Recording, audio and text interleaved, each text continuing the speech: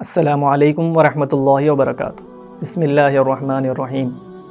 محترم ناظرین، حضرت ابو بکر صدیق رضی اللہ تعالیٰ عنہ کی ہجرت کا واقعہ آپ حضرات نے سنا ہے۔ آج کے اس ویڈیو میں ہم حضرت ابو بکر صدیق رضی اللہ تعالیٰ عنہ کے خلافت کے کچھ نمایاں کارناموں کا تذکرہ کرنا چاہتے ہیں۔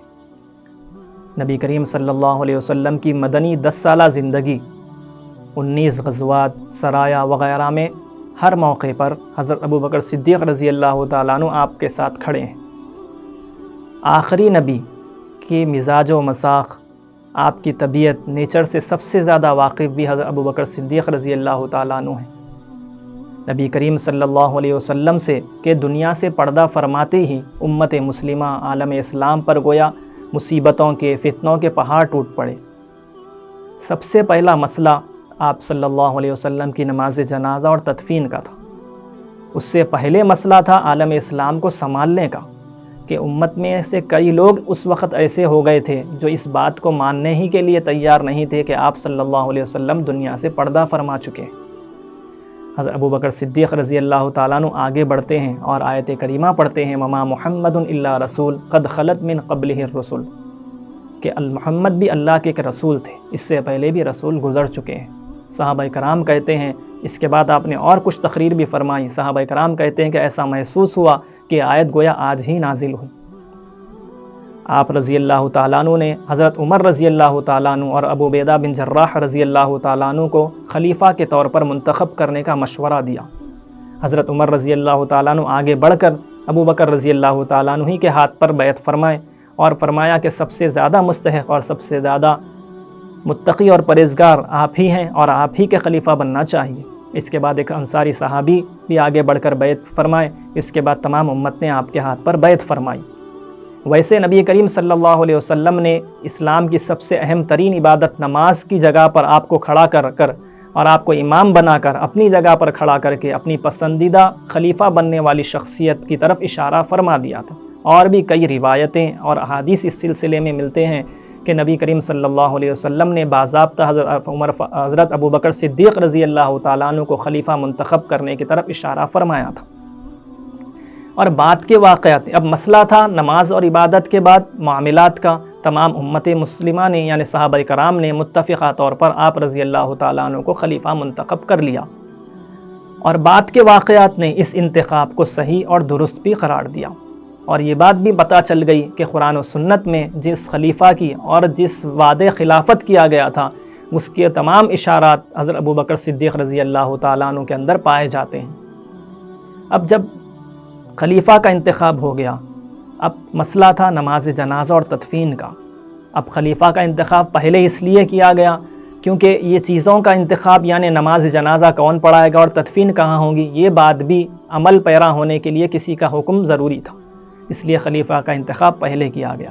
پھر نماز جنازہ کون پڑھائے گا، تو آپ رضی اللہ تعالیٰ عنہ ہی نے اس مسئلے کو حل فرمایا اور فرمایا کہ نبی پر کوئی امام نہیں ہوتے، نبی خود امام ہوتے ہیں، لہٰذا آپ کے جنازے پر 4 5 لوگ جائیں گے اور نماز جنازہ فرداً پڑھ کر آئیں گے۔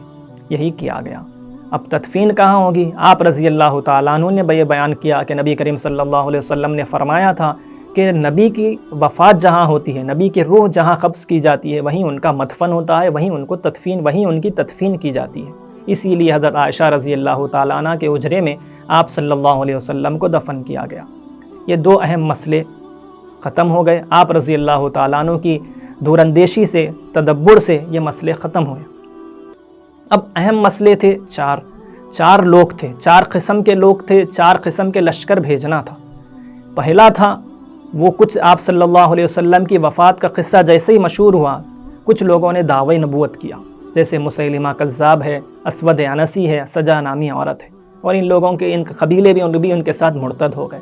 کچھ الگ سے مرتدین تھے اور کچھ مانعین زکوٰۃ تھے۔ کچھ لوگوں نے اسلام میں تو باقی تھے لیکن زکوٰۃ دینے سے انکار کر دیا تھا، اور ایک چوتھا تھا جیش اسامہ۔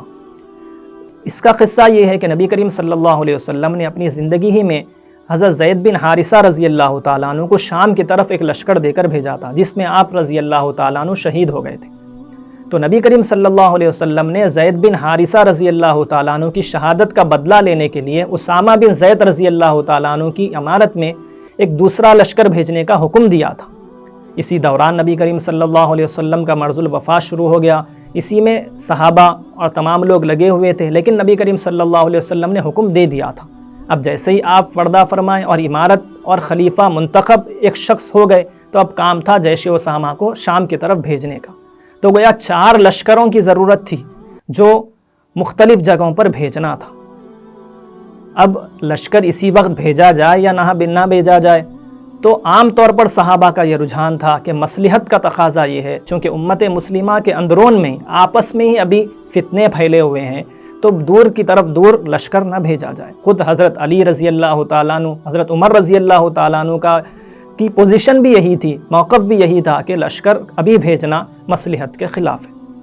حضرت ابو بکر صدیق رضی اللہ تعالیٰ عنہ اکیلے کھڑے ہیں، آپ کہتے ہیں کہ دونوں لشکر ابھی بھیجے جائیں گے۔ نبی کریم صلی اللہ علیہ وسلم نے جس لشکر کو بھیجنے کا حکم دیا تھا، میں اس کو روکنے والا نہیں ہوں۔ حضرت عمر رضی اللہ تعالیٰ عنہ نے آگے بڑھ کر کہا کہ اے خلیفہ رسول، کچھ نرمی فرمائیے۔ آپ رضی اللہ تعالیٰ عنہ نے کہا اجبار فی الجاہلیہ وقوار فی الاسلام، اے عمر، جاہلیت کے زمانے میں تو بڑے تندخو اور بہادر بن کر پھرا کرتے تھے، اور اسلام میں نرم پڑ گئے۔ انہوں نے کچھ مانین زکوٰۃ کو، زکوٰۃ روکنے والوں کے بارے میں کہا کہ ان کو تو صرف زکوٰۃ روک رہے ہیں، تو ان سے کچھ نرمی کا معاملہ فرمائیے۔ آپ نے فرمایا کہ دین مکمل ہو چکا، وہی بند ہو چکی۔ اَيُنْقَصُ الدِّينُ وَأَنَا حَيٌّ، کہ دین میں کچھ کمی کوتاہی ہو جائے اور ابو بکر زندہ ہو، یہ نہیں ہوگا۔ بلکہ آگے بڑھ کے آپ نے فرمایا، کیونکہ آگے جس سے پتہ چلتا ہے کہ آپ ہی حقیقت میں نبی کے سب سے پہلے وارث ہیں، گویا کہ آپ ہی کی وراثت ہے، اور آپ رضی اللہ تعالیٰ عنہ کے پاس اپنی زندگی سے زیادہ دین کی اہمیت ہے۔ آپ نے فرمایا کہ اگر مدینے کی گلیوں میں ابو بکر کی لاش کو کھینچا جائے یا چیل کوے ان کی لاش کو کھائیں، تب بھی یہ لشکر جا کر رہیں گے۔ اور ایسا وہی شخص کر سکتا ہے جس کو اپنے آپ پر بھروسہ ہو، اللہ کے اپنے خدا، اپنے اللہ پر بھروسہ ہو، اور جس کی وہ اتباع کرتا ہے، یعنی نبی اور رسول کی اس کی اتباع پر جس کو بھروسہ ہو، اور جس کے ساتھ نصرت الہی ہو۔ اور یہ باتیں اور یہ تمام چیزیں حضرت ابوبکر صدیق رضی اللہ تعالیٰ عنہ کے اندر پائی جاتی تھیں۔ آپ نے اب جب کہا، اور یہ بھی کہا کہ جب میں خود اس لشکر کے اندر نکلوں گا، اور اپنی سواری پر سوار ہو گئے، جب سواری پر سوار ہو کر جانے لگے تو حضرت علی رضی اللہ تعالیٰ عنہ آگے بڑھ کر ان کا لگام پکڑ لیا اور فرمایا کہ اے خلیفہ رسول، ہمارا یہ مطلب نہیں تھا، ہم آپ کی حکم عدولی نہیں کریں گے، نافرمانی نہیں کریں گے، ہماری بات ایک مشورہ تھی، آپ جیسا کہیں گے ہم ویسی آپ کی اطاعت کریں گے۔ تو تمام لشکر اپنی اپنی جگہوں پر روانہ ہوئے۔ جیش اسامہ 40 دن کے اندر زبردست فتح کے ساتھ لوٹا، اور اسی طرح 1 سال کے اندر اندر تمام فتنے ختم ہو گئے۔ صحابہ کرام رضوان اللہ تعالیٰ علیہم اجمعین نے جان لیا کہ نبی کریم صلی اللہ علیہ وسلم کے صحیح جانشین، سچے جانشین، سب سے پہلے جانشین بننے کے قابل حضرت ابوبکر صدیق رضی اللہ تعالیٰ عنہ ہی تھے۔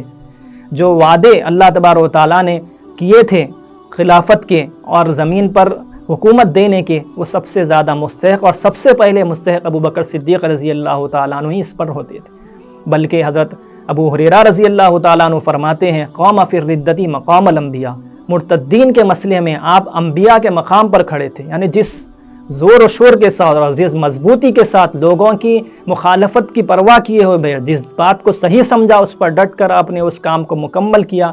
جو انبیاء جس طرح کام کرتے ہیں آپ نے ویسا کام کیا۔ حضرت عبداللہ بن مسعود رضی اللہ تعالیٰ عنہ بیان کرتے ہیں کہ شروع میں تو ہمیں کچھ تشویش تھی، لیکن بعد کے واقعات نے کے واقعات پر ہمیں رشک ہوتا ہے، اور ہم اللہ کا شکر ادا کرتے ہیں جو ابوبکر صدیق رضی اللہ تعالیٰ عنہ نے جو کام کیا۔